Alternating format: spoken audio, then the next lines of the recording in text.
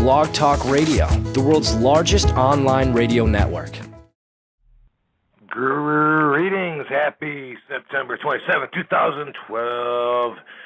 Everybody listening, and everybody that you know that you want to have a happy day, and everyone you love, and everyone else, fuck them.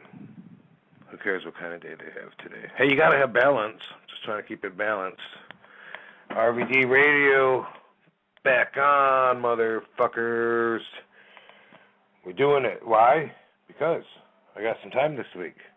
Whenever we don't do it, that's always a factor. Because I enjoy doing these shows.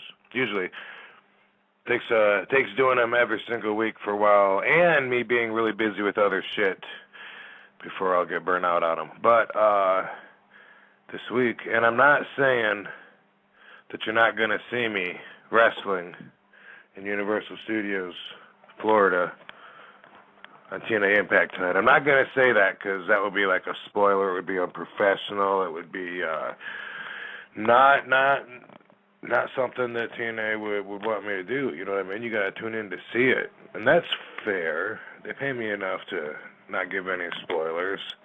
However, I will say that it's 12 o'clock, noon, on the West Coast. Here in Los Angeles, California, at the RVD Radio Studio, where I'm broadcasting from. Happy to be with you. Shit, man, what do we got to talk about? Current events? Oh, fuck. Do you guys know that, saw this on the news, you can rent an alligator for kids' parties. You can rent a fucking alligator, and the one they show is like, it's about 3.5 feet long. It wasn't very small. They tape its mouth shut, and they throw it in the fucking swimming pool with the kids for their birthday party. Gotta be in Florida. Crazy shit. There's no way that alligator likes the chlorinated pool, or a bunch of little kids like splashing at it and trying to pet it and smacking it on its back. I can't imagine that PETA isn't all over this shit. But it was actual real news. It wasn't even like a Funny or Die clip. You can rent a fucking alligator for your kid's party. That's quite a jump from swimming with dolphins. And I found it amazing. All right, cool. The website, robvandam.com, is still cracking. A couple updates just to talk about. One, my comic book, Twisted Perception. I have a publishing contract. Here's what I did. But I wrote the thing. I paid people, independently to draw it and to color it, and I edited the whole thing, and then I printed it myself. And I have a very limited number of these books, and I have them available on the website, where you can buy them at off the RVD Productions. And also, I had them because I wanted to have them at conventions. When I went to Comic-Con San Diego, I thought I'd spend some time at a table signing a bunch of these books. But even though I was there for 3 days, I only spent about 3 hours max sitting there with my book because I was so busy. And that's cool. I'm not bitching, but I'm telling you that I have a bunch of these books that I printed, and I also have a publishing contract for a major publishing company to put this book out. Hey, how did Bruce Jingles automatically get put through? That was crazy. He's got some... I'm crazy. Dude, how'd you do that? You got the power. I have superpowers. That's awesome. I thought it was just your smell. Anyway,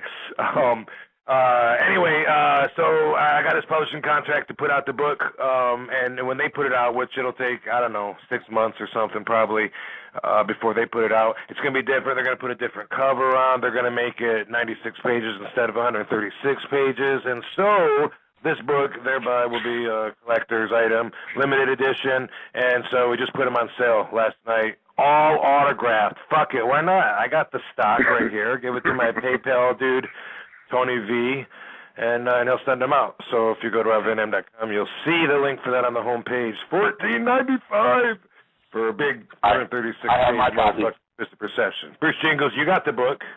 Yes, I do. Personally autographed. Yes, I do. They're going to change the cover? Yeah, they're going to put a different cover on, and they're going to take all the extra pages out, and they want to add, like, some blood splatters or something. They're actually going to re-letter it, too, and re-balloon it. Oh, really? Yeah, so it'll be like a completely, worked-over version, which is fine. But, yeah, this is one I spent a lot of time on. It's done, and boom. So I wanted to say that, and also another project, the Platypi Productions, which puts out the nonconformity, where I try to tell people, yeah, well, this is, like it's a design we put on shirts and hats and, whatever, bags, stickers, shit like that, to do with not conforming, being yourself, individual. A friend of mine goes, you mean a lifestyle brand?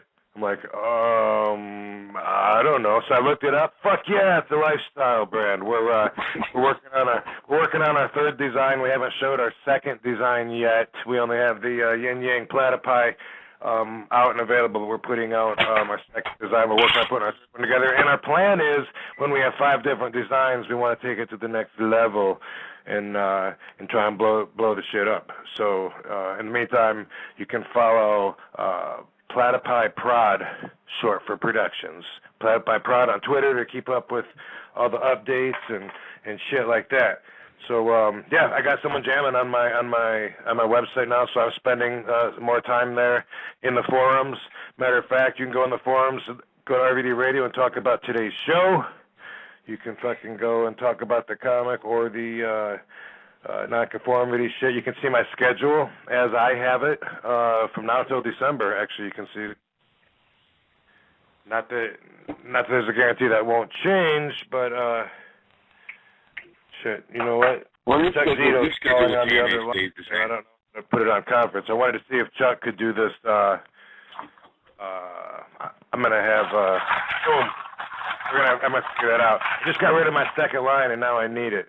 I thought he would be a good guest. All right, but anyway, boom. So we got all that shit going on. We're also auctioning off a badass outfit next week. It's like Sunday to the following Sunday, and you can see information for that coming up on my site. But Pro Wrestling Illustrated puts out a top 500 wrestlers every year, and one year it was RVD. I don't know if it was 2006 or 5 or somewhere around there, or 3, or who the fuck knows, but the outfit that I wear on the cover of that magazine, with the magazine included, that's going up with some fucking officially ring-worn wrist tape and everything. So badass stuff. Lots of reasons to keep checking back at RobVanDam.com. So Bruce Jingles, since you so rudely pride yourself in here, what up?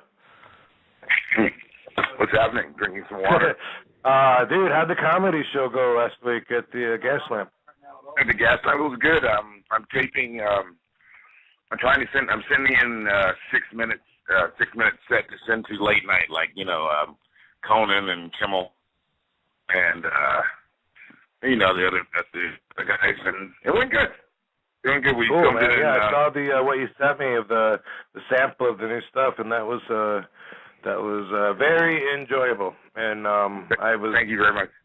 Yeah, I wanted to come out there, but it was the same day as a memorial for Pakalika, my friend from the Cottonmouth Kings, so I wasn't able to do that. But I want to do it soon. I actually had like 4 offers last week to go and do stand-up comedy, and it's like, a lot of times I like just going up and doing it, like I might this weekend, I might just go up uninvited, or call somebody right before I say, dude, I just want to go up and do 10 minutes, because I would like to do that soon. But it's so hard for me to schedule them and know where I'm going to be. And why don't you go on tour with Nick Foley, dude? He's doing the stand-up comedy thing. I think he has a CD out. I'm pretty sure he has deeper interests in pursuing it than I do. You know what I mean? Like he travels, and takes bookings and does that. And I'm still wrestling full time, so for me, it's more of just fun. Like especially it's not business. It's not business till there's like money, and the money that gets handed to me at the comedy clubs. I'm always like, are you sure you can afford to give me this? Cause I know. Not that I didn't start out wrestling that way, but anyway, it's just for me, it's like an art form. You go up there, speak in front of a bunch of people. There's value in that. There's value in, of any kind of art, working at it, getting better at it, tweaking the shit, making people laugh, entertaining and being the center of attention. It has all that. But when I get calls, to travel a few hours here and there to do it, it's like, yeah, probably not. Not at this stage of my life anyway. Yeah, it's fun. Sometimes I want to turn it down, too. Yeah, hopefully we'll be able to do it again soon. Yeah, I think we can do it in a couple of Tuesdays. I'll hit up Zach. And plus, I like that place, too, the Gas Lamp in Long Beach. Right, yeah, you've been selling it out, right? Yeah, it's a good venue. They got good food there. Drinks are good. Everything's good. Fucking A. And plus, it's right by the pad. After your show, we can go to your pad and burn one. Yeah, you can't do that everywhere, can you? No, actually, we can. Yeah, well, but still, it's fun to do it there because there's funny people. There's funny people. I enjoy all the comedians. Dude, yeah, like your timing is great. How long have you been doing this? Man, you're really good. I'm like, yes, shower me with love. Pass that over here, motherfucker. What's the subject for today? Prison? This was Officer X's idea. A lot of times we do a subject that we may not be experts on, but it's something a lot of people can relate to. I thought it was a really good idea. Prisons. And I know a lot of the population spends time in prison. I know that our country is prison crazy. Like, we love to lock people up in jail. Mm-hmm. We have less than a fifth of the population of the entire planet. Less than a fifth. There's more than 20 times the 300 and some million that we have here in the country, all over the world. We're a tiny little dot, but yet we have over 25%, over a fourth. That's a quarter, Pothead. Yeah. I mean, that's amazing. I mean, that's an amazing statistic. Amazing. And the reason seems to be because it's business. It's all business. Like, the government makes money. Prisons, a lot of them are privatized, and a lot of them are on the market. Stock market, I mean, where people, big wigs, have money invested into the prison systems, and their value goes up or down based on how full they are, how occupied they are. And that's kind of crazy. We've heard of bad judges, they got a kickback for sending kids off, or adults. One real famous judge that ruined these kids' lives by locking them up, just needlessly, for nothing. He'd tell them they're going away for 3 months, they'd keep them there for 2 years. And he was getting a kickback off the back end of sending them there. And it's like, prison's it seems like it's a pretty horrible, I almost want to say inhumane situation, because to be like locked up in a cage, like an animal, you can't go anywhere. Your rights are completely out the fucking window. I think you got to be a pretty bad person to deserve that. Mm-hmm. I agree, but there's also the thing too. There's also the what? Prisons are crowded with people that don't need to be there. You know what I mean? Of course. We're hearing all the time about them releasing prisoners because they're overcrowded. We hear that all the time, and they got to figure out, well, which of these bad people are the least bad. I mean, that's usually how they do it. Is they try and go with the lesser offenders. They boom, release out society just because they have too many, and that happens all the time. So the answer is to build more prisons and to convert more other businesses into prisons, because there's such big business in it. Yeah, but also, who decides who gets released early? Parole board, but the parole board. So it goes by what? A sentencing guy. My friend Brian. Hey, tell him to shut the fuck up. RVD said shut the fuck up. You're interfering with the radio show. You're gonna give me a 5-star applause clap. No, anyway, fuck it. Put him on. He seems to know more than you do. What did he say? No, hold on. Here's Brian. You're on the radio show. Hello? Hey, what up, Brian? Hey, how are you doing? Good. So tell us what you were telling him. He was asking, like, who decides who gets released, I think was the question on the table, and you were saying it's the parole board? Well, a lot of it. A lot of the parole board will release the prisoner based on recommendations made at the end of the trial. And by certain sentencing guidelines that are either legislated or otherwise laid into the law, depending on the sentence. And then there's also other factors for overcrowding, good behavior, and the prisoner's profile. Whether or not he's a violent offender, all those things influence it. Which seem practical for what you would use as a standard for that. I mean, what other factors would there be if they're, how bad of a person this prisoner is? That's great. Look at their past, look at their profile, look at what they got locked up for. So yeah, that makes sense. It doesn't change the fact that you locked them up for the same reason that you're letting them go, because their crime wasn't that bad. Exactly. That's exactly it. And a lot of the reasons that you have overcrowding in prisons is because you have mandatory minimum sentences imposed either through legislature, or ballot measure. Right, which then they use for statistics to justify that this is how big our problem is. We have to lock up this many people per year. Bullshit. Blah, blah, right. blah, blah, blah, blah, blah, blah. Hi, Nikki Star. You know what? You're like dancing around the elephant in the room. The issue is that we're locking people up for things that they shouldn't be locked up for, like nonviolent marijuana smoking, or, seriously, that's a huge issue. Plus the fact that we spend more on putting juveniles in prison, okay, than we do educating them. Yeah, $5 billion annually to put kids in prison. Don't get me started. Right, which I'm seeing this. I'm reading this article that you just sent me over that says the U.S. locks up children at more than 6 times the rate of all other developed nations. It'll break your heart. That's ridiculous. And then if you actually look at, and it's a racial thing too. Sorry to say, but it's more children of color that are locked up. Okay.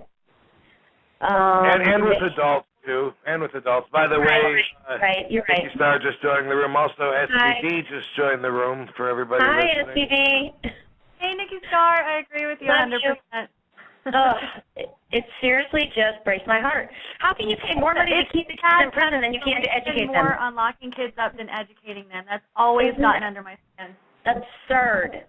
It's absurd. And I actually just saw this Juveniles in Justice article on Wired that came out in April, and it just infuriated me. Because I have kids that age, and I'm like, what the heck? Really? You're going to put them in juvie, $80,000 a year, but you can't get them a computer at their school? Right. And I don't know if you are familiar with the show on A&E, that Beyond Scared Straight show. Yes, I've seen it. I love that show. Yeah. I do. No, it's if good. you have a juvenile that's an issue, put him through there first, instead of just locking him up. I don't think there's really ever enough kids in that program. They only show like 5 kids going through. Right. I'm like, come on. There's got to be more kids in there that you can put through there. And I agree with the violent offenders. If you are going to murder your mother, yes, you need to be locked up and tried as an adult. Just plain and simple. The majority of these children, are in for children running drugs, parental abuse, homelessness. Lots of them just ran away, suicide, addiction, Mm-hmm. So instead of them putting them in a facility that can deal with those issues, or if they've been abused, and then the girls might become a hooker or whatever, they put them in jail. No, and it's all kickbacks. I mean, if you really take a look at some of these judges that are putting kids away, I want a money trail. I want to know if they're getting kickbacks from the prison for putting these kids in jail. And I know that there are cases out there where that absolutely is the case. And they looked into it, and the judge is putting kids in jail for truancy. And they've been locked up in juvie for 2 years for truancy that they were only supposed to be there for, 3 weeks. And there's this fine line when you're not 18 about your rights, by the way, okay? Yes. So if you don't have a parent advocating for you, you're kind of just stuck in there and shit out of luck. Once you're in the system, you're in the system. Well, that's something that I want to discuss, too, and that's why, I've got some guests expected to be on our show, including MVP, Sandman, and Booker T, all of who have, yeah, go ahead and call Sandman, actually, that's a good idea.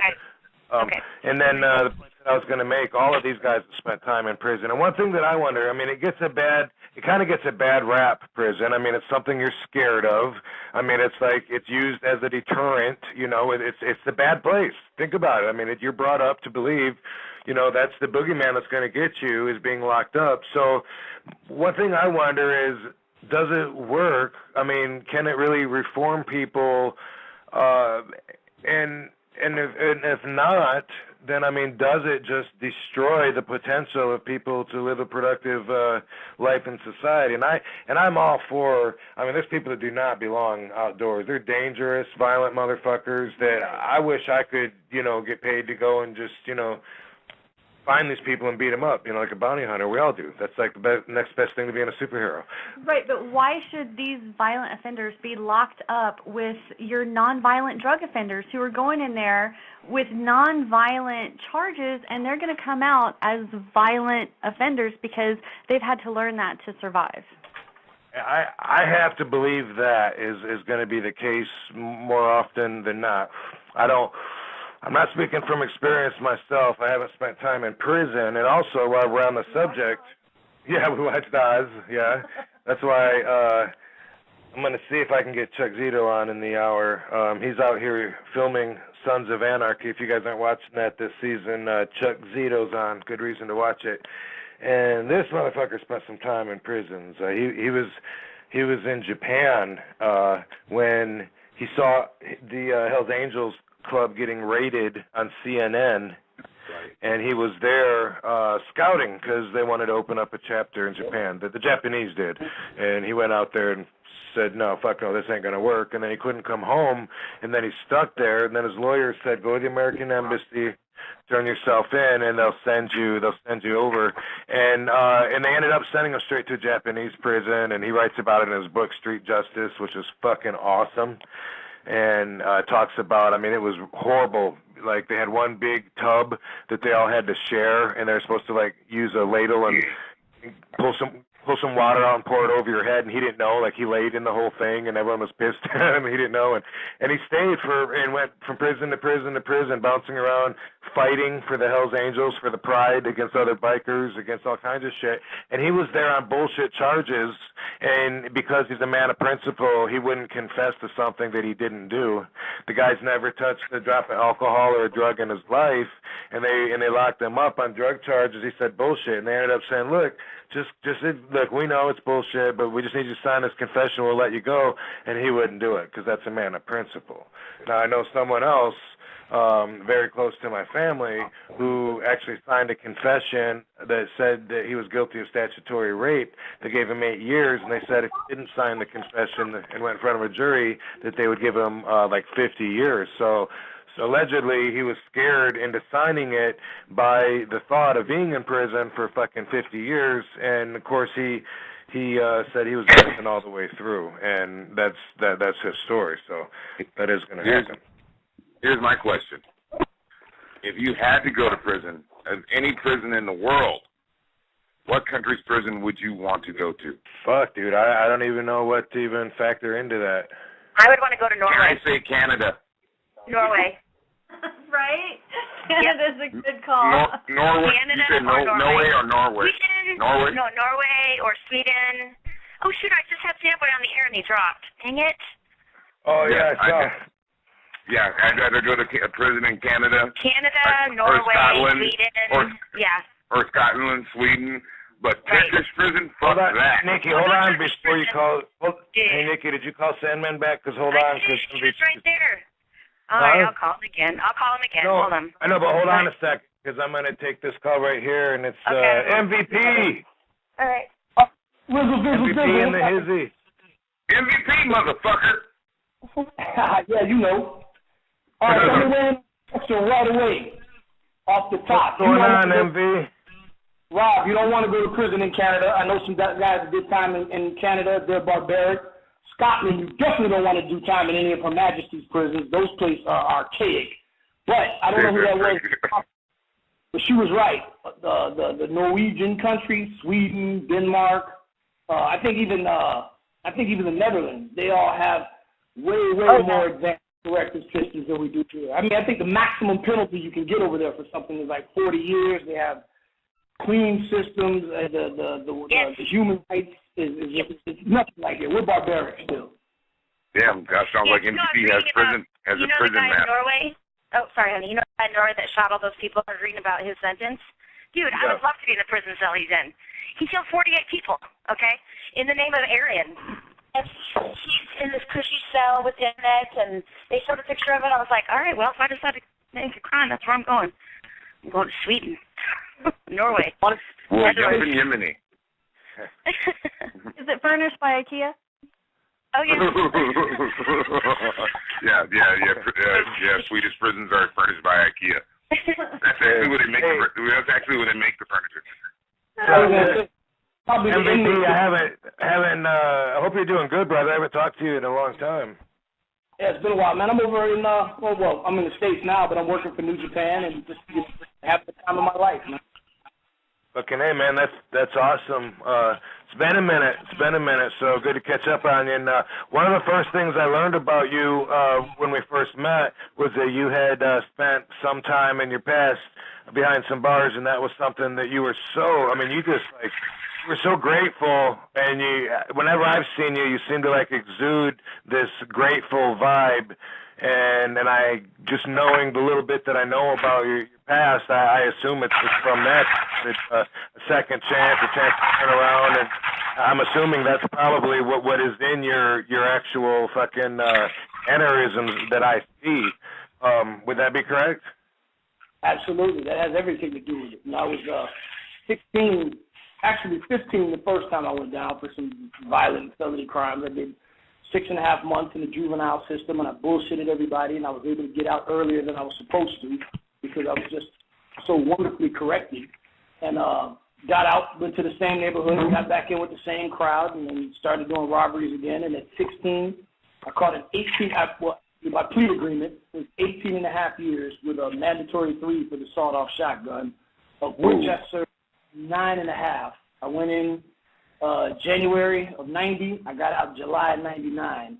I went in when I was 16. I came home when I was 26, and I got friends that I made when I was in there that are still there and they're never coming home. So when you talk about greatness, for me to get out of prison and a lot of places wouldn't even hire me. I couldn't get a minimum wage job in spite of the fact that, on the little aptitude test to work at these places, I scored higher than the supervisors.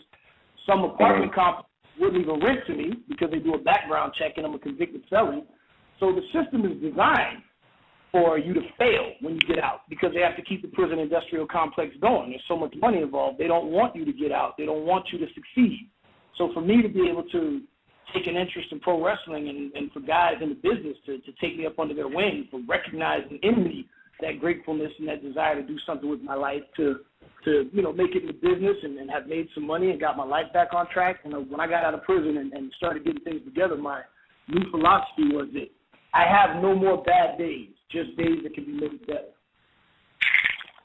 Okay, hey, man, what is the difference between jail and prison? Is jail just generally like overnight, like short term? No, jail is where, and I'm glad you asked that question because people always get me confused. So you were in jail for 10 years? No one's in jail for 10 years. Well, maybe in China or maybe in Guantanamo, but and isn't that funny? The United States government and China do the same thing to people. Anyway, message. Yeah, get that. Well, you know, my whole experience, I got locked up one time for like maybe a half hour, maybe. Oh, you did time. Yeah, well, it was all I could tell you the truth, man. That was all I wanted. I literally was kicking at the door and shit, and was starting to. I had to piss, and my hands were cuffed in front of me, and I could not unzip my own fucking zipper with my wrists up together. That may sound funny, but if you try it, I swear you can't grip you can't make a grip with your hand, or I couldn't anyway. You can't turn it like that, David. But anyway. No, because it's happened to me too. That's why I'm laughing. Yeah, and I hope that I hope that my experience doesn't grow much from that anyway. But also, by the way, MVP. Hang out as long as you want, and then just let us know when you got to go. I'm gonna, we got a lot of people, and it's kind of a chaotic structure on here, and I know we're gonna go over today because Zito just said to call him, and I'm gonna send Nikki his number. In the meantime, I'm also letting in another friend of ours, MVP, and Bruce Jingles, and Nikki Starr, and SVD, Booker T in the hizzy. What's going on, dog? What's going on, everybody? Welcome. How's things with you? Oh, man, everything's good, man. Everything's good. Just chilling at the house, man. Enjoying life. Cool, man. We got MVP on the line. You talked to him lately? Shit, not lately. He came down to my school a few weeks ago, right before he had to go to Japan. But what's up, MB? What's happening, man? What's up with Knuckles, man? Hey, man, just causing trouble, man, in that crime right now. So, hey, Book, today's subject is prisons. And yesterday I saw a full-page ad of Booker T's book from, is it From Prison to Paradise? Is that what it's called? Or? Yeah, right. Prison to Promise. Yeah. Prison to Promise, yeah, it's not in front of me, sorry. But, yeah, and I thought, damn, I bet you Book's got some insight to share. And I don't, except for from outside insight. But we're talking about prison, and Officer X is going to call. He's busy trying to get a pump first. He keeps texting me. One more set, and we get together, and he can't show up. Right, his idea. That's okay. But Bush, are you an example of someone who was reformed from the system, or someone that could have just gone down with the system and had the sense on his own to turn the fuck around? I think I was reformed before the system. I think the system actually helped me to see life from a different perspective, definitely. I don't see the inside being so different from the outside, other than, your freedom is being taken away from you. But as far as life goes, it's what you make it on the inside as well. The same rules apply as far as respect go, as far as how you're gonna do your time, opposed to your time doing you. But it's definitely a life-changing experience, and it's one of those experiences, like you say, you could either keep making the same mistakes going down the same road, or, choose to, change your life a little bit and do something positive, and that's pretty much what the book is about. Booker T, From Prison to Promised Life Before the Squared Circle. Fucking A.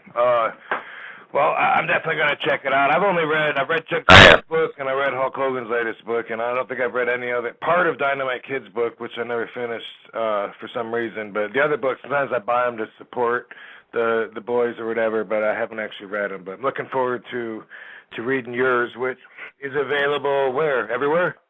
Yeah, definitely. Amazon, Barnes and Nobles. You can order it on your mobile device, whatnot. It's out there everywhere right now. I'm doing book tours, all over. I'll be in New York next week. Be coming to LA, doing some stuff there pretty soon. I'm all over, just trying to get the word out there as far as just because you go to prison, that's really not the end. There is light at the end of the tunnel if you just keep working towards you know, that light and don't quit somewhere in the middle. And definitely, if Booker T can pull it off, anybody out there can. Just read the story.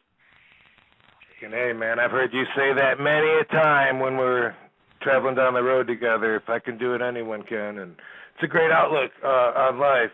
We got joining this conversation, Officer X, motherfucker. What's up? What's up, guys? Sergeant X, what's going on, dude? Nothing. How you doing? What's up, Book? Hey, man, what's going on, dog? Not much. Hey, congratulations on the book. Hey, man, appreciate it, man. Go out there, make sure you pick up a copy and support the cause, man. And like I said, I mean, you and your business, you could definitely pass it on to somebody and, you know, and get it out there. I definitely plan on getting it in all the prison systems around the country, as well as the areas where the kids are having it a little bit harder than others, you know. But definitely you're a person that can help me out on that. I will, man. You know it. And you know, this is because right now, let me ask you right off the bat. I mean, it's your job to arrest people. A lot of people that you arrest are going to go through the system, and then you're probably done with them. Some of them will go to prison. Some of them maybe not. Morally, sometimes you got to be like thinking like that some of the people that might get more than they deserve. I mean, that has to happen, right? Yeah, but more. You don't arrest people left and right. I know that. When you're the nicest cop ever, but I'm just saying, you know, like say you get some kid that's, I don't know, driving without his license, has been suspended a bunch of times, has already had some I don't know, whatever the deal is. I mean, I know that you feel for the I don't want to call him the victim, but you feel for the person that's getting fucked out of the situation of your job when you pull someone over like that. Some of those guys, they're making bad decisions. If they end up going to prison, you think that's like is it for some of them a good chance for reform and others a chance to fuck up more from your perspective? Well, two things. Remember, I worked as a correction officer for 3 years when I first got out of college before I did a stop deal. And so I know both ends of working in the deal, but most people, I'll tell you what, out of everybody I ever met in the years I worked in the prison, there might have been 10% that were stone-cold criminals. That was it. The rest were victims of circumstances, guys that got caught up in some bullshit. Wow. That's one of the realest things I've ever heard a CO say, and I tip my hat to you for that, sir. Oh yeah, no shit. All right, well listen, let me. I don't want to keep this guy waiting either, so let me open up the lines to good friend. And thanks for calling in, Chuck Zito. How you doing, bro? Rob Van Dam RVD, what are you doing, brother? Hey man, thanks for calling, man. Doing a radio show on prison, and I know you got some experience there. I was talking about your book and what I read in your book about going to the American Embassy in Japan and getting thrown right in the Japanese prisons and all that shit. Wow. Just so you know, Chuck, Bruce Jingles is a comedian friend of mine. SVD's my wife. You know her. We got Booker T. We got MVP. And, Sandman's not in the room yet. And also Officer X, who you've met, my anonymous police officer friend, all on the line with you. Hi. Hey, great guys. How are you? Good, Chuck.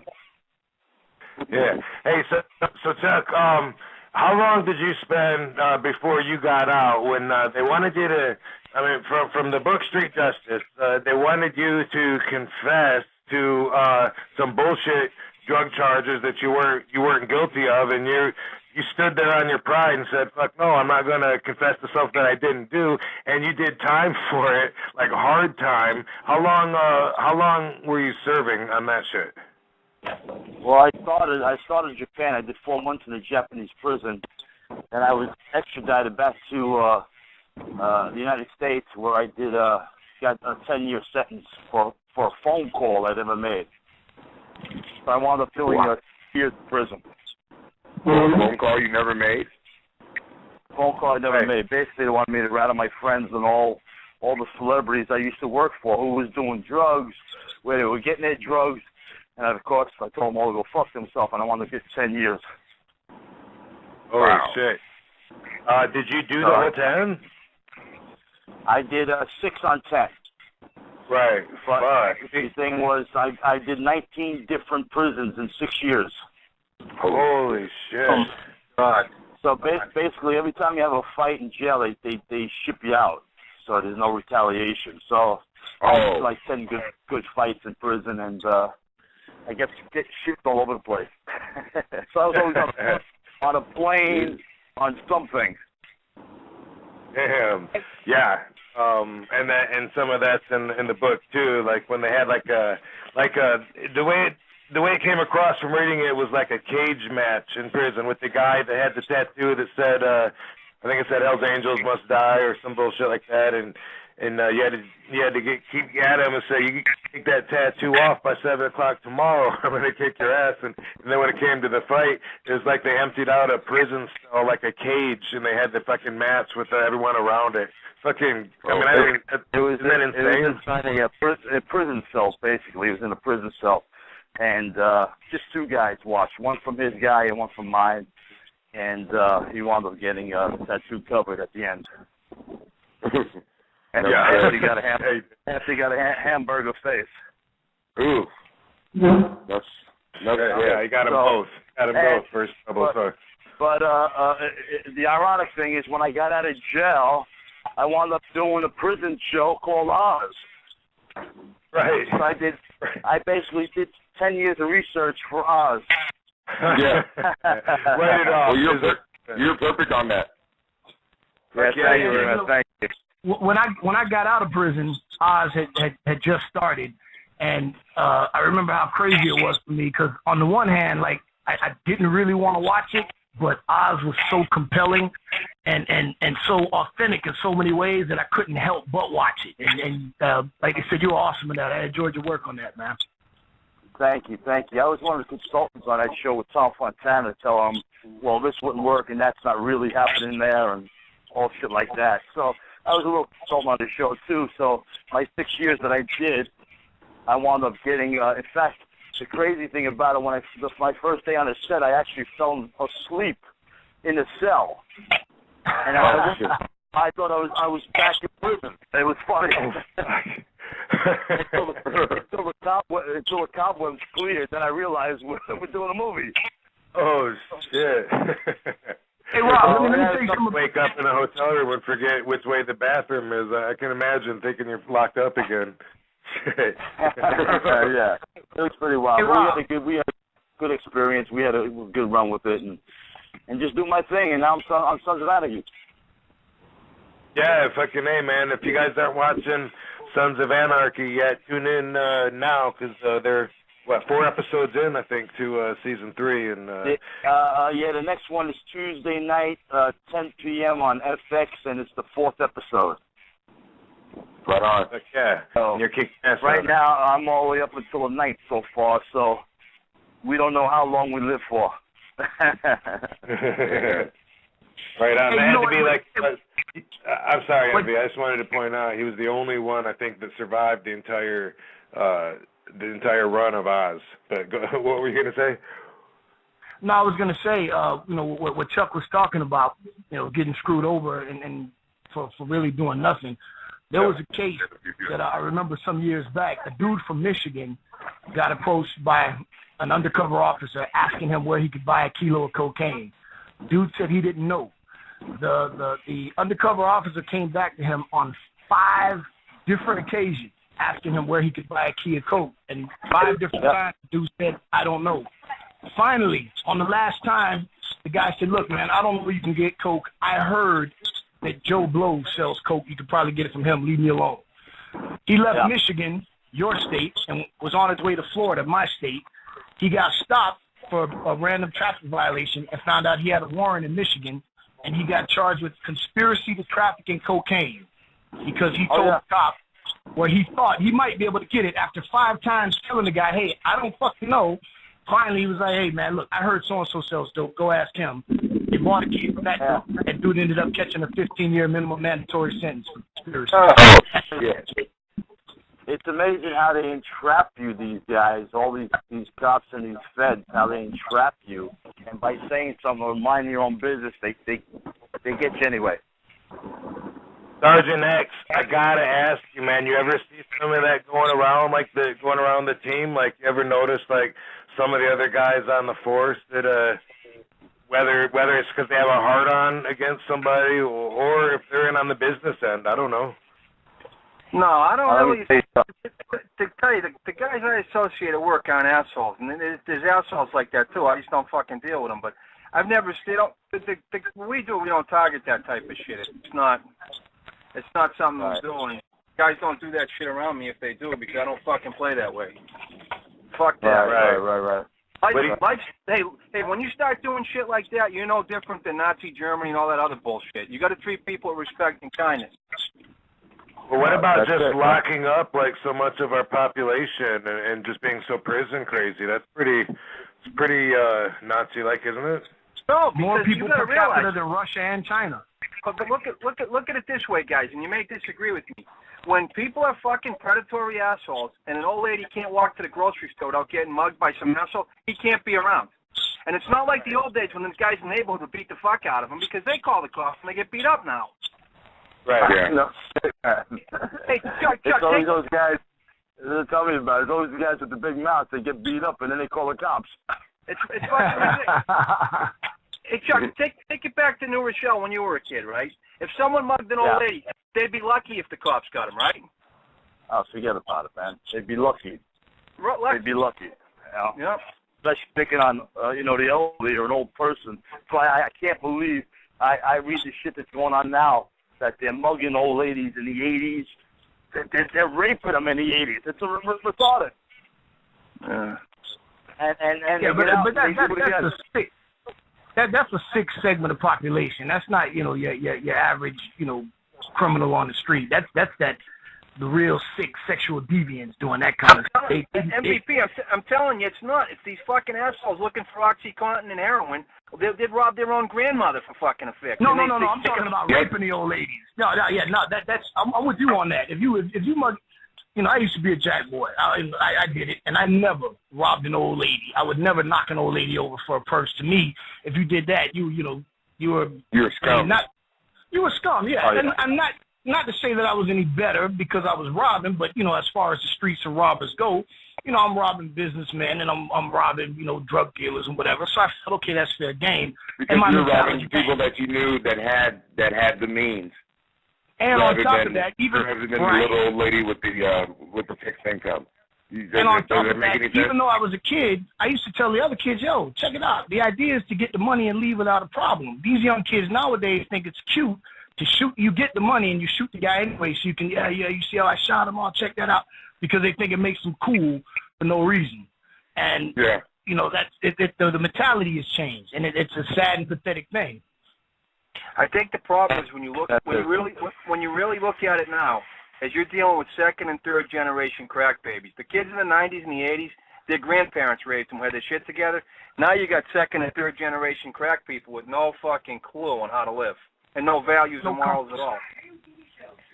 Yeah, they don't have a moral compass as far as society is concerned or as far as the streets concerned. There used to be rules for how you conduct yourself, and those things morality has been lost. Is lost. Period. So it's. There's something in the news about one of the actors. I don't know if you want to comment on it. You certainly don't have. I was going to ask about that. Yeah, it's all over our news, Chuck. One of the guys from Sons of Anarchy was suspected of murder and maybe beat up an old lady. 81-year-old landlord, and then ended up. They don't know if he. What I heard was they didn't know if he killed himself or on purpose or fell off a roof or whatever. But after doing some backyard jumping and assaulting some homeowners and shit, and I don't know what's going on there, but it kind of fits right into what you're talking about. I mean, there's people like that. Yeah. So what do you do with them? Then people will argue, well, why should we pay for them to out of our tax money? It costs $20,000 or $40,000 or whatever the fuck it costs to feed them for a year while they're locked up. And I mean, it is like morally and even like on an intelligent level, it's an issue of what to do with them. Those people that can't function in society, but certainly we don't need to put the nonviolent pot smokers, people like that. We don't need to put them in prison. There's definitely a problem there that everybody sees. Yep. business. I think, Rob, one of the biggest problems is people forget. You know, you know, all these politicians want to get tough on crime, stiffer sentences, 3 strikes and you're out. But you know, I was 16. I got out when I was 26, and luckily, you know, I had family and I had support to help me get back on my feet. But you know, people forget. You know, you take a guy, you send him off to prison for 10 years. You don't give him any type of a marketable skill. You don't give him any type of social training. He's coming back to your neighborhood, more violent and a better criminal than he was when he left. And he's coming right back to your neighborhood 10, 15 years later, and he has no socially redeeming qualities. There's an issue there as well. So you got to look at both sides of that coin. Yeah, and I've seen, I know, like, with I'm a fan of mobster movies and shit, you know, they didn't mind doing a little bit of time and keeping their mouth shut back in the day before they got into drugs. Even for murder, they'd do like 6 years and get right back out and just continue right back on the business. And then they had a rule, no fucking drugs, and the younger generation said, fuck that, we're selling drugs, there's too much money, and then they get put away for life for these long terms that turned them into stooges, and they'd start telling on everybody. That's kind of like the history of the mob falling apart. It's mostly, I mean, it serves as a deterrent, and then you know, if it doesn't, and you fuck up and you go there, you know, like Booker T and MVP, both you guys, man, you would never know by talking to you guys, you know, that was a part of your past, because you've come so far from there, and you, like, everything you do, your everyday actions serve as role models for others to follow. That's how you function in society. That's how you do it.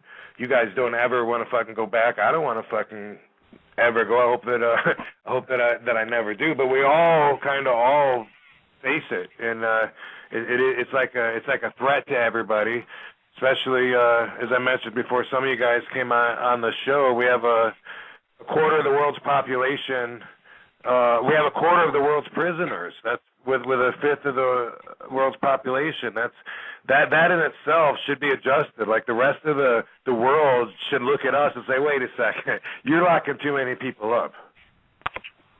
I think so. But the United States government is quick to call out other people on human rights abuse. Say that again? I said, but the United States government is quick to call out other countries on human rights abuses. But if you realize some of the human rights abuses that go on right here in the United States penal system, you'd be shocked. I think the average citizen would be shocked. They'd be surprised at some of the shit that goes on in the prison system at the hands of the guards, you know. Was Oz really, like, it was realistic in that respect? I mean, you always hear about corruption everywhere, every level, from fucking everywhere, you know, and a lot of it, you know, I mean, I would assume, you know, I mean, you always, back to the mobsters, I mean, you know, you hear about them when they're in prison, that a lot of them, they got special treatment. Bugsy Siegel, I guess, used to get big steak dinners and wine and everything brought into him. He could come and go as he pleased. And I don't know. I mean, I know there's corruption everywhere. I mean, you'd be foolish to think that anywhere doesn't have it. But I don't know. You guys... there's more corruption in the government than anywhere, man. And especially in the prison systems, and the politicians. They're all corrupt, man. You know? Yeah. You know, get a lot of way with a lot. You offer some of these prison guards money. It was a lot more than they were making all year. So of course they're going to corrupt themselves. You know, guys, I've been sitting back and I've been weighing in on the conversation, and I always like to, you know, this Booker T, I always like to, you know, listen to all of the opinions, you know, and you know, to get all the facts, you know, before I, you know, weigh in on the conversation. That's why I've just been sitting back and listening. Now, my opinion on this is the majority of the people that's in prison belong in prison. There's a lot of people in prison that don't belong in prison. A lot of people made mistakes that should have got second chances that are in prison. Now people got to realize, you know, it's a monopoly out there, you know, on the prison system, and how many people get put in this prison, how many get put in this prison. It's a lot of money being made off the prison system and the person that's in prison, just like myself, just like you, MVP. You got choices. You got choices to make if you want to become a better criminal and keep going back to prison, or if you want to change your life and try to become something in life. I don't feel like, we can't blame the prison system for people not learning and getting a trade, because that's not what prison is for. That's just my opinion. What is prison for? Prison is for detention. Prison is for paying for that crime that you've made, even if that's solitary confinement. No matter what that crime may have been. Like I say, but you have to prove that the person have committed that crime. Like I said, there's a lot of people in prison that shouldn't be in prison because they didn't do the crime. But there's a lot of people. One thing we say about prisoners and being in prison, everybody in prison is innocent, which we know that's not true. Right. Not me. I used to say I was guilty all the time. I did mine. Mine on the chain. Well, I was the one guilty guy. I was the one guilty guy. I did it, man. I did it. They told on me. I got mine. but I mean, you can vouch for me. You're the exception. Everybody in prison is innocent. Yeah. Nobody did anything to anyone. But you know what? If I can't change the direction just a tad, Officer X, you still there? Yeah, I'm here. Okay. Talking about corruption, in the system and whatnot. As a police officer, could you please explain to me the mentality of police officers regarding the term rat squad? If you're a police officer and you're doing your job and you're not breaking any laws, then why would you have contempt towards the Internal Affairs Department, who is supposed to make sure that you're doing it the way you're supposed to do it? Well, I don't understand the internal contempt. If you're doing something you're not supposed to do, quote, rat squad comes down on you, then aren't you supposed to, aren't those the consequences for doing wrong, as opposed to despising them and calling them snitches? I mean, you're a cop. Yeah. Oh, that's easy. That's easy, right? There's two ways to look at it, right? Believe it or not, I like those guys because I don't fuck around. So every time they come to investigate me, it helps me out because all the bullshit goes away. Beautiful. But, this is why guys do it. Guys do that because, guys like to talk shit. And, they say, oh, fuck those guys. Because they're always looking for someone to bust their balls, That's all it is. It's a locker room. And Hollywood editorializes that, too, because a lot of those guys are good guys, and they just do what they have to do. And like you said, if you're doing what you're supposed to do, it's no big deal.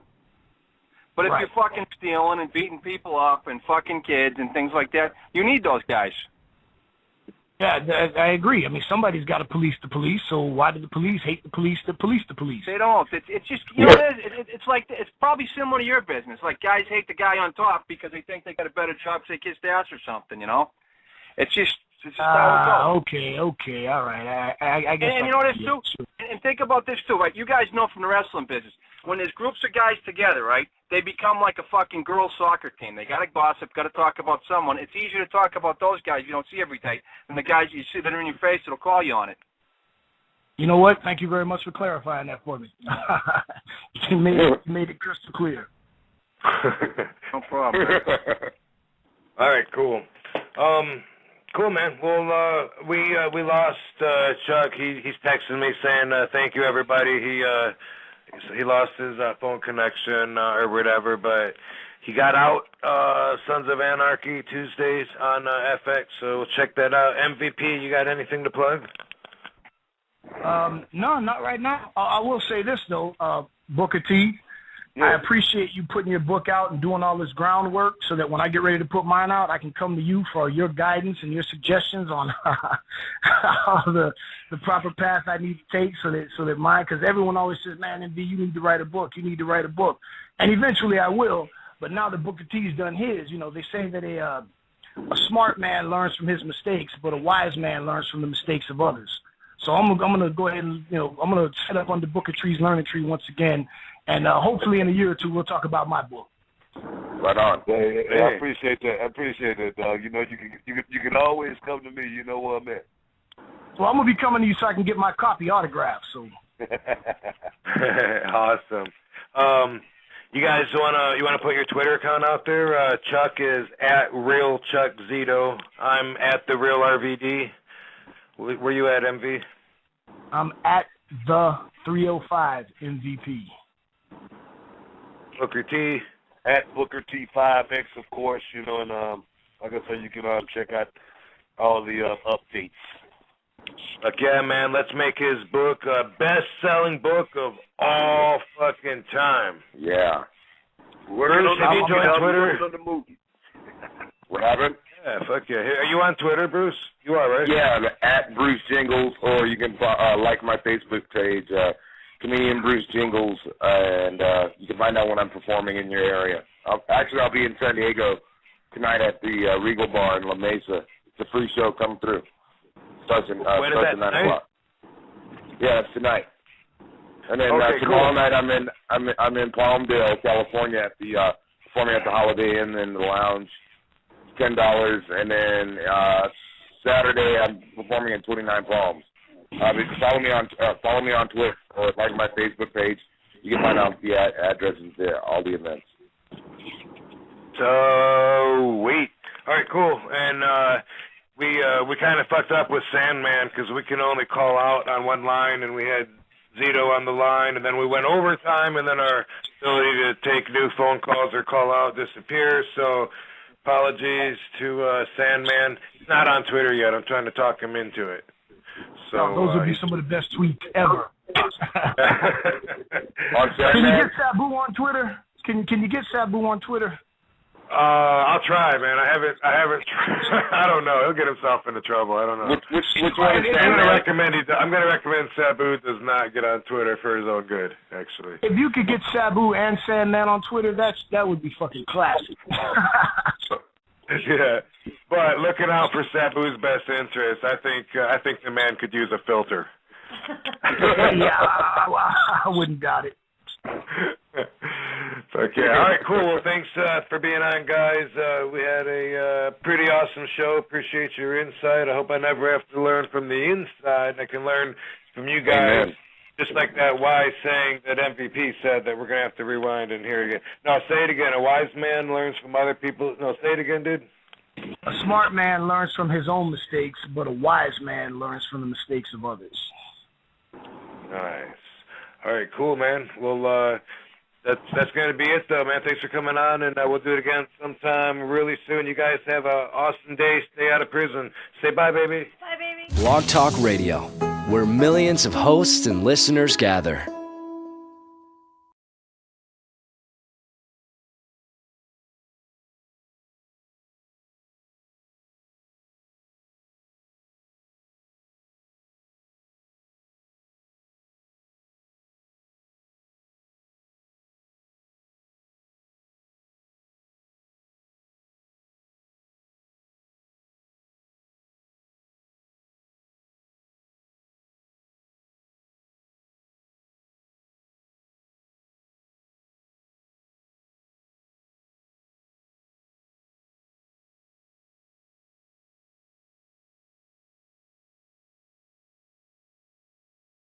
$3.95 for a big 136 page Mr. Perception. Bruce Jingles, you got the book.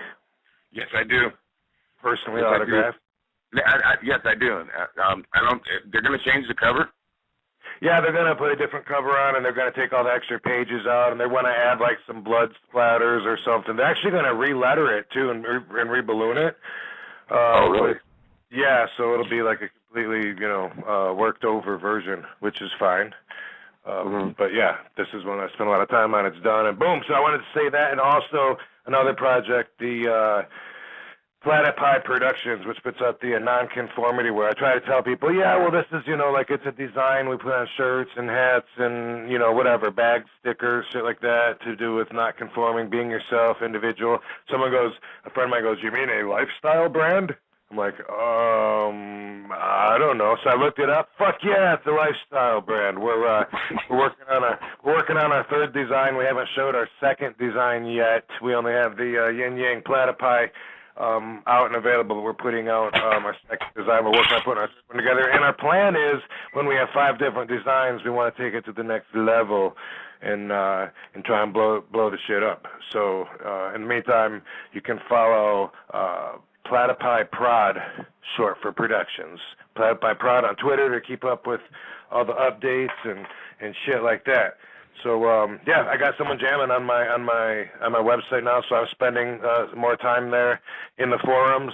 Matter of fact, you can go in the forums, go to RVD Radio and talk about today's show.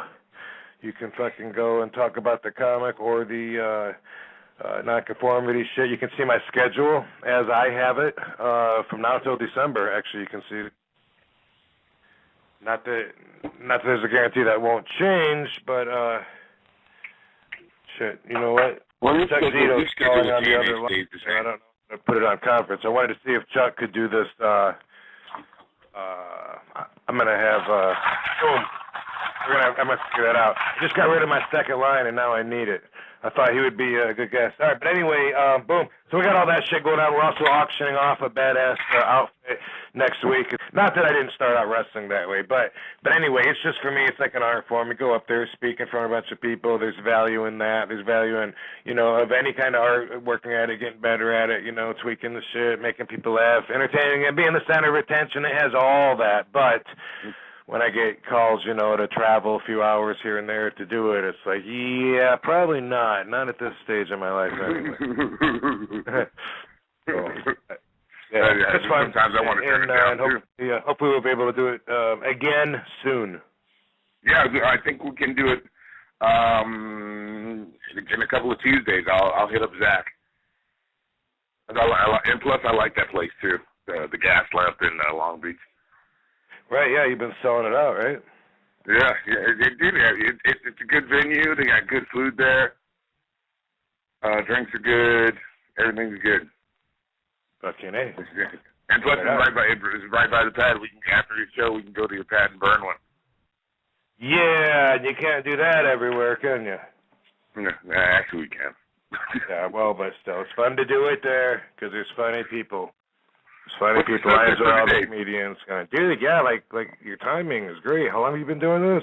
Man, you're really good. I'm like, yes, shower me the cloud. Pass that over here, motherfucker. What's the subject for today? Prison?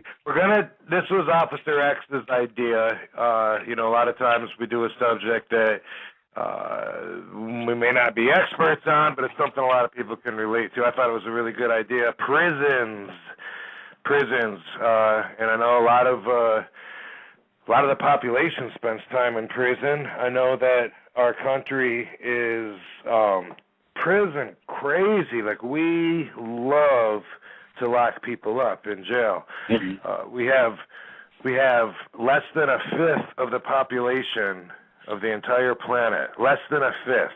There's more than 20 times the 300 and some million that we have here in the country, all over the world. We're a tiny little dot, but yet we have over 25%, over a fourth, a Funny or Die clip. You can rent a fucking alligator for your kid's party. That's quite a jump from swimming with dolphins, and I found it amazing. All right, cool. The website, robvandam.com, is still cracking. A couple updates just to talk about. One, my comic book, Twisted Perception. I have a publishing contract. Here's what I did.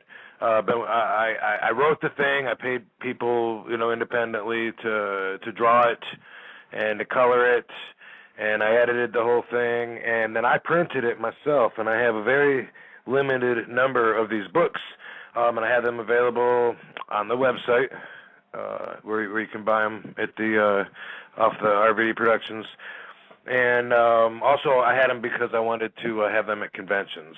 When I went to Comic-Con San Diego, I thought I'd spend some time at a table signing a bunch of these books, but even though I was there for 3 days, I only spent about 3 hours max sitting there with my book because I was so busy. And that's cool. I'm not bitching, but I'm telling you that I have a bunch of these books that I printed, and I also have a publishing contract for a major publishing company to put this book out. Hey, how did Bruce Jingles automatically get put through? That was crazy. He's got some. I'm crazy.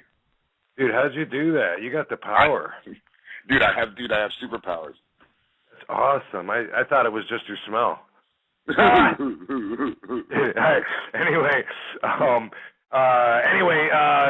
I got his publishing contract to put out the book, and when they put it out, which it'll take, I don't know, 6 months or something probably, before they put it out, it's going to be different. They're going to put a different cover on. They're going to make it 96 pages instead of 136 pages, and so this book, thereby, will be a collector's item, limited edition, and so we just put them on sale last night. All autographed. Fuck it, why not? I got the stock right here. Give it to my PayPal dude, Tony V, and he'll send them out. So if you go to RobVanDam.com, you'll see the link for that on the home page. It's like Sunday to the following Sunday, and you can see information for that coming up on my site. But Pro Wrestling Illustrated puts out a top 500 wrestlers every year, and one year it was RVD. I don't know if it was 2006 or 5 or somewhere around there, or 3, or who the fuck knows, but the outfit that I wear on the cover of that magazine, with the magazine included, that's going up with some fucking officially ring-worn wrist tape and everything. So badass stuff. Lots of reasons to keep checking back at RobVanDam.com. So Bruce Jingles, since you so rudely pride yourself in here, what up? What's happening? Drinking some water. Dude, how'd the comedy show go last week at the Gas Lamp? At the Gas Lamp, it was good. I'm taping. I'm sending in 6 minutes, 6 minute set to send to late night, like Conan and Kimmel, and the other guys, and it went good. It went good. We cool, filmed man. it. I saw the what you sent me of the sample of the new stuff, and that was very enjoyable. And Thank you very much. Yeah, I wanted to come out there, but it was the same day as a memorial for Pakalika, my friend from the Cottonmouth Kings, so I wasn't able to do that. But I want to do it soon. I actually had like 4 offers last week to go and do stand-up comedy, and it's like a lot of times I like just going up and doing it, like I might this weekend. I might just go up uninvited, or call somebody right before. I say, dude, I just want to go up and do 10 minutes, because I would like to do that soon. But it's so hard for me to schedule and plan to know where I'm going to be. Why don't you go on tour with Mick Foley, dude? He's doing the stand-up comedy thing. I think he has a CD out. I'm pretty sure he has deeper interests in pursuing it than I do. You know what I mean? Like he travels, and takes bookings and does that. And I'm still wrestling full time, so for me, it's more of just fun. Like. Especially, it's not business. It's not business till there's like money, and the money that I get handed to me at the comedy clubs. I'm always like, are you sure you can afford to give me this? I know. Blog Talk Radio, the world's largest online radio network.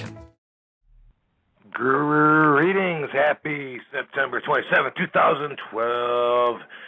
Everybody listening, and everybody that you know that you want to have a happy day, and everyone you love, and everyone else, fuck them. Who cares what kind of day they have today? Hey, you gotta have balance. Just trying to keep it balanced. RVD Radio, back on, motherfuckers. We're doing it. Why? Because I got some time this week. Whenever we don't do it, that's always a factor. Because I enjoy doing these shows.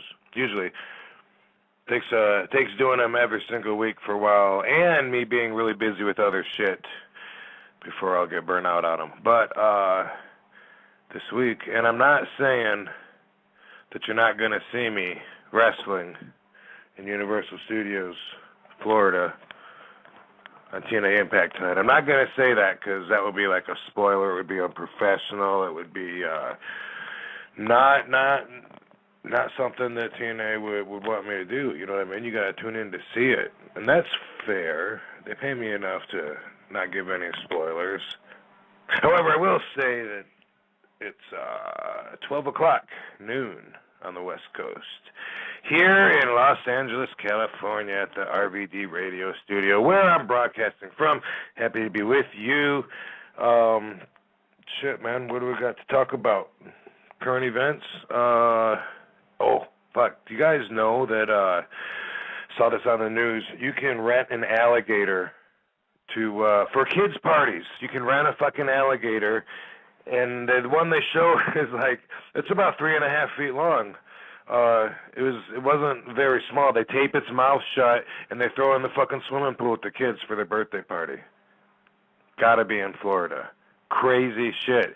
There's no way that alligator likes the chlorinated pool, or a bunch of little kids like splashing at it and trying to pet it and smacking it on its back. I can't imagine that PETA isn't all over this shit. But it was actual real news. It wasn't even like